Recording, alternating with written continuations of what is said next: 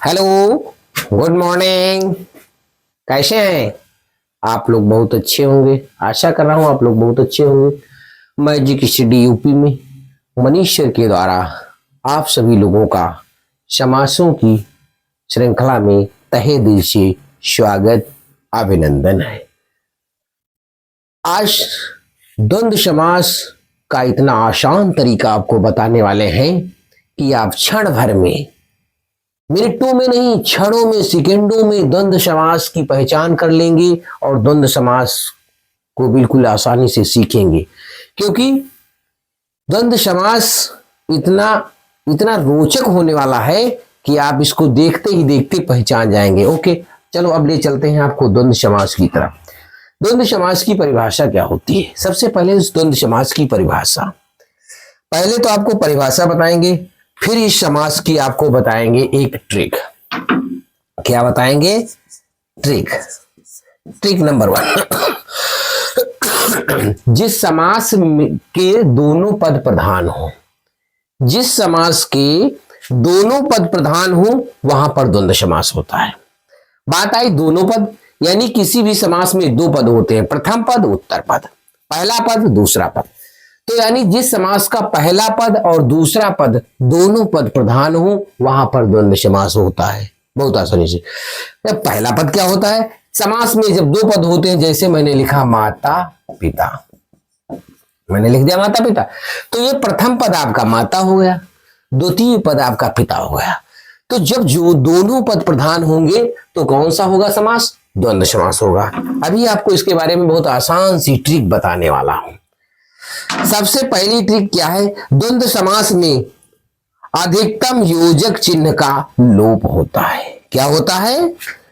लोप होता है। बहुत ध्यान से सुनिएगा। किस समास में? द्वंद्व समास। किस, क्या बताया जा रहा है द्वंद्व समास के बारे में? द्वंद्व समास में अधिकतम, इसको अंडरलाइन रखना, अधिकतम योजक चिन्ह। क्या बात की जा रही है? योजक चिन्ह। योजक चिन्ह का लोप होता है।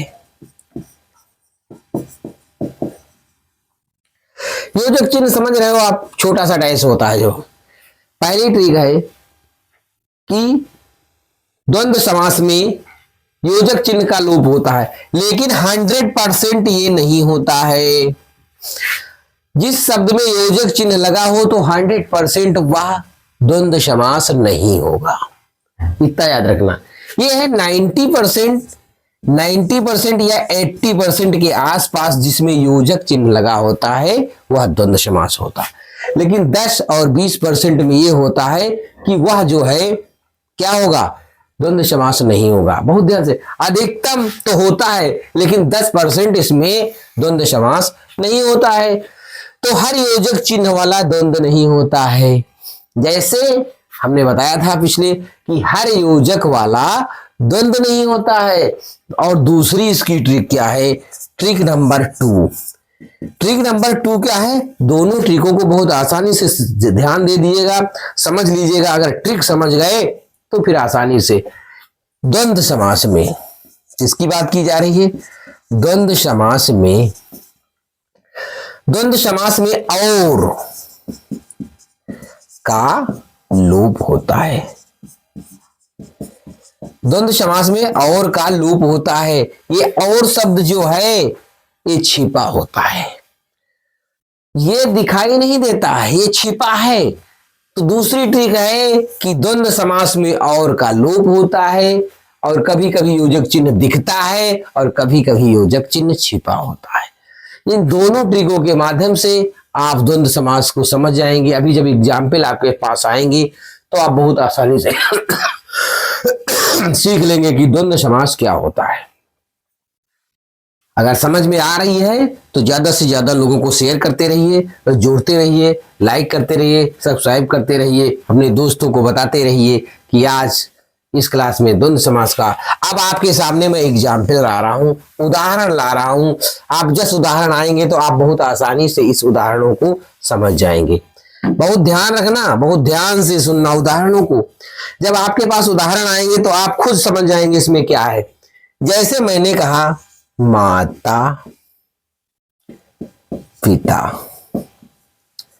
सॉरी, माता पिता, परिभाषा में बताया गया था कि दोनों पद प्रधान हो। देखो दोनों मुख्य है तो क्या होगा इसका, माता और पिता, क्या होगा, माता पिता। और एग्जाम्पल ढूंढ ढूंढ के आप लोग लाते रहो। मैंने क्या कहा, राम कृष्ण, मैंने क्या कह दिया, राम कृष्ण, तो क्या हो गया, राम और कृष्ण। देखो हमने कहा था इसमें योजक चिन्ह हो तो कहीं योजक चिन्ह का लोप होता है, कहीं योजक चिन्ह लिखा होता है तो और का लोप होता है। देखो और प्रतीक में निकल के आ रहा है। और जैसे मैंने क्या कहा, भाई, मैंने क्या आपसे कहा, एग्जाम्पल दिया, भाई बहन, तो इसका क्या होगा, भाई और बहन, क्या होगा, भाई और बहन। और एग्जाम्पल बताओ, जल्दी जल्दी ढूंढ ढूंढ के लाते रहो एग्जाम्पल। मैंने क्या कहा, अन्न जल, क्या हो गया, अन्न और जल, क्या हो गया, अन्न और जल। और कोई लाएगा एग्जाम्पल, जल्दी जल्दी लाओ एग्जाम्पल बताओ, सुख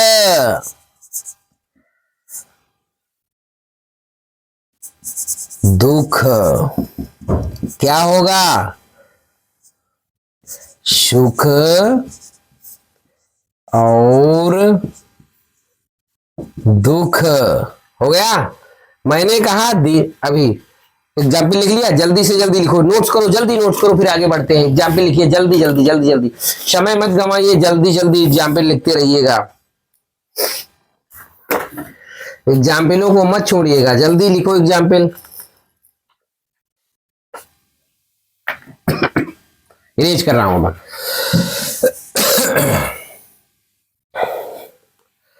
इतने उदाहरण जितने आपके बुक में मिले सारे उदाहरण साथ ही में करते रहिएगा। मैंने क्या कहा, राधा, लिखा होता है राधा कृष्ण, क्या होता है, इसमें डैश का लोप है, लोप है तो इसका क्या होगा, राधा और कृष्ण।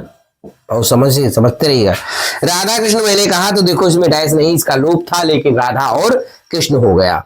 और कोई एग्जाम्पल बताओगे, अरे बहुत प्यारा सा एग्जाम्पल है, क्या होता है, गुरु शिष्य, क्या होता है, गुरु शिष्य, तो क्या होता है, गुरु और शिष्य। गुरु शिष्य में क्या क्या होगा, गुरु और शिष्य होगा, गुरु और शिष्य। और अगला एग्जाम्पल कोई बताएगा हमें, जल्दी से जल्दी बोलिए, एग्जाम्पल बोलते रहो भाई, एग्जाम्पल बोलते रहिए, मैं लिखता रहूंगा। बहुत ज्यादा इस समय खा रहे हो आप लोग, क्या खा रहे हो, फल, फल क्या होता है, फूल, तो क्या हो गया, फल और फूल, क्या हो गया, फल और फूल हो गया। और कोई बताएगा, मैंने कहा जल, और क्या कहा, थल, तो क्या हो गया, जल और थल।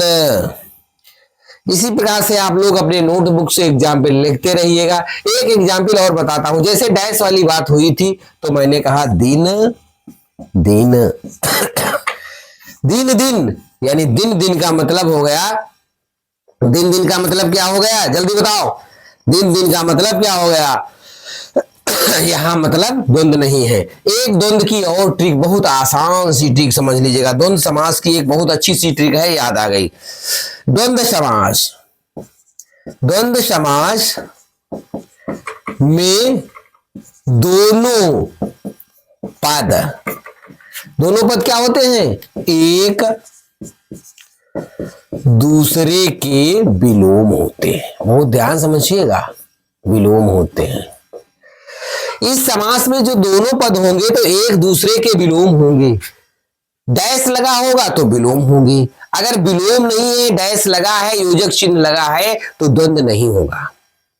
इसीलिए हमने बता दिया कि अगर डैश लगा है और एक दूसरे के विलोम नहीं है तो द्वंद्व नहीं होगा। जितने एग्जाम्पल हमने बताए हैं उनमें से आप इसको लगा करके देख लीजिए तो आपको खुद पता चल जाएगा कि डैश लगा है, जैसे मैंने अभी लिख दिया दिन दिन दिन दिन, मतलब एक विलोम नहीं है एक दूसरे के, तो इसका मतलब यहां द्वंद्व नहीं है, है नहीं है। मैंने लिख दिया रात दिन, डैश लगा है तो एक दूसरे के विलोम है, इसलिए यहां पर द्वंद्व है। क्या होगा, इसका क्या लिखा जाएगा, इसका क्या लिखा जाएगा, रात और दिन। यानी विलोम होना जरूरी है, योजक चिन्ह है तो विलोम होना है, छिपा है तब भी विलोम। ओके, अगर ये समास आपको आसानी से समझ में आ गया तो अपने दोस्तों को शेयर करिए, जल्द से जल्द लोगों को बताइए। और इतना आसान तरीका बता रहा हूं समासों का। अब अगला समास आपको बताने वाला हूं। अगला कौन सा समास होगा आपके सामने, आपके सामने आ रहा है आपका द्विगु समास। द्विगु समास की परिभाषा। द्विगु समास की परिभाषा जो आपका किस नंबर का समास होगा, शायद 4 नंबर का समास होगा। अभी 2 समास और बताने होंगे। द्विगु समास की परिभाषा लिखिएगा, जिस समास का, बात हो रही द्विगु समास की, जिस समास का पहला पद, पहला पद क्या हो, संख्यावाची हो, संख्यावाची, संख्यावाची हो। जिस समास का पहला पद क्या हो, संख्यावाची हो, वहां पर द्विगु समास होता है। बहुत ध्यान से समझते रहिएगा, जिस समास का पहला पद संख्यावाची हो वहां पर द्विगु समास होता है। जल्दी लिखिए परिभाषा। स्वास्थ्य नहीं ठीक है लेकिन जल्दी लिखिए, समास लिखिए, परिभाषा लिखिए।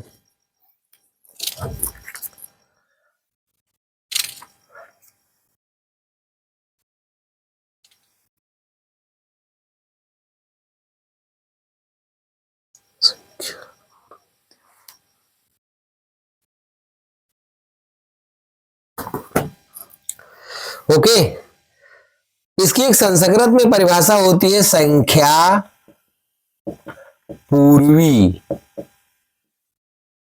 द्विगु। ये इसका सूत्र है कि संख्या जिसके पूर्व में होती है वहां पर द्विगु होता है। आई बात समझ में। इसका एक विग्रह का नियम भी है, याद आ गया तो लिख लीजिएगा, विग्रह का नियम, विग्रह करने का नियम लिख लीजिएगा। विग्रह करते समय किसके, द्विगु समास के, विग्रह करते समय, इस समास का विग्रह करते समय दोनों पदों को, दोनों पदों में, यानी जो पहला पद होगा और दूसरा पद होगा, दोनों पदों को विग्रह करते समय दोनों पदों को पढ़ेंगे, दोनों पदों को पढ़ेंगे। क्या करेंगे, इसके दोनों पदों को पढ़ेंगे।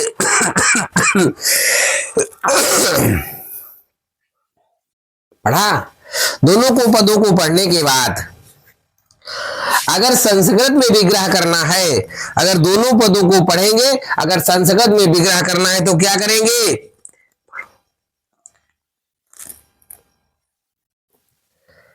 पढ़ेंगे और दोनों पदों में षष्ठी विभक्ति लगा देंगे। बहुत ध्यान सुनेंगे, दोनों पदों में षष्ठी विभक्ति लगा देंगे। अगर संस्कृत में करना है, अगर हिंदी में करना है तो उसका आसान तरीका है। अगर संस्कृत में करना है तो दोनों पदों में हम षष्ठी विभक्ति लगा देंगे। कब, जब संस्कृत में इसका करेंगे। संस्कृत में इसको करेंगे, तब दोनों पदों में षष्ठी विभक्ति लगा देंगे और अंत में हम क्या करते हैं, अंत में हम लिख देंगे समाहार या विसर्ग आदि का प्रयोग कर देंगे। ओके, अब बात आई एग्जाम्पल जब आपके सामने आएंगे तो आप बहुत आसानी से समझ जाएंगे कि कौन सा अलंकार, कौन सा समास का उदाहरण क्या है। तो सबसे पहले बहुत ध्यान से सुनिए, द्विगु समास होता है, इसका पहला पद संख्यावाची होता है। ठीक, पहला पद संख्यावाची होता है। दूसरी बात इसकी बात आती है कि जो द्विगु समास होता है इसमें पहले पद की प्रधानता होती है, स्टार वाला पॉइंट। द्विगु समास में पहले पद की प्रधानता होती है। द्विगु समास में पहले पद की प्रधानता होती है। द्विगु समास की बात आई तो पहले पद की क्या होगी, प्रधानता होगी। इस समास में जो है पहला पद प्रधान होगा आपका, क्या होगा, पहला पद इसका प्रधान होगा। मतलब बहुत ध्यान से सुनिए, इसमें पहले पद की प्रधानता होगी, अर्थात पहले पद में कोई परिवर्तन नहीं होगा। जिस समास में जिस पद की प्रधानता होती है उस पद में कोई परिवर्तन नहीं होता है। एग्जाम्पल आपके सामने आ रहे हैं, मैंने कहा नवरत्न, मैंने कहा नवरत्न, तो नवरत्नों का समूह क्या होगा, नवरत्नों का समूह। मैंने कहा 10 मंजिल, मैंने क्या कहा, 10 मंजिल, तो कोई बताएगा 10 मंजिल क्या होगा, 10 मंजिलों का समूह, 10 मंजिलों का समूह। ओके, और एग्जाम्पल कोई बताएगा, जल्दी जल्दी बोलते रहो। त्रिभुवन, मैंने कहा त्रिभुवन, तो क्या होगा, 3 भुवनों का समूह, भुवनों का समूह। मैंने कहा त्रिभुवन तो 3 भुवनों का समूह। मैंने कहा त्रिदेव, त्रिदेव अर्थात 3 देवों का समूह। इसके बारे में आप समझेंगे, ब्रह्मा, विष्णु और कौन होगा, महेश होंगे। ओके, ठीक, और एग्जाम्पल दे दें या बस इतने ही रखे, जल्दी बोलो, जल्दी से बोलिए, कमेंट करके बताओ, और एग्जाम्पल चाहिए तो और बताइए, जल्दी जल्दी बोलो, और कुछ दे दे, जल्दी बताओ। मैंने कहा सप्त द्वीप, तो क्या होगा, 7 द्वीप का समूह। और कोई बताएगा कुछ, जल्दी जल्दी बताओ। मैंने कहा द्वारिका, द्वारिका, तो 2, द्वारिका का मतलब क्या होता है, जल्दी बताओ, 2 द्वारों वाला, 2 द्वारों वाला, 2 द्वारों वाली नगरी, तो हो गई द्वारिका। और कोई बताएगा, एग्जाम्पल बताते रहो जल्दी जल्दी। मैंने कहा त्रिकाल, अर्थात 3 कालों का समूह। ओके, मैंने इतने एग्जाम्पल आप लोगों को दिए हैं द्वंद्व समास के और द्विगु समास के। अगर और जितने आपके नोट्सबुक में कहीं मिले एग्जाम्पल, उन सभी उदाहरणों को करिएगा। अगर कोई त्रुटि हो रही, कुछ समझ में नहीं आ रहा, तो नीचे कमेंट में लिखिएगा। और क्लास अच्छी लगी तो ज्यादा से ज्यादा लोगों को शेयर करें और दोस्तों को बताएं कि मनीष सर की लाइव सेशन भी चल रहा है, और इस क्लास में आकर के मैजिक स्टडी यूपी चैनल पे आकर के ज्यादा से ज्यादा लोगों को जोड़े, शेयर करें। Thank you class, bye bye.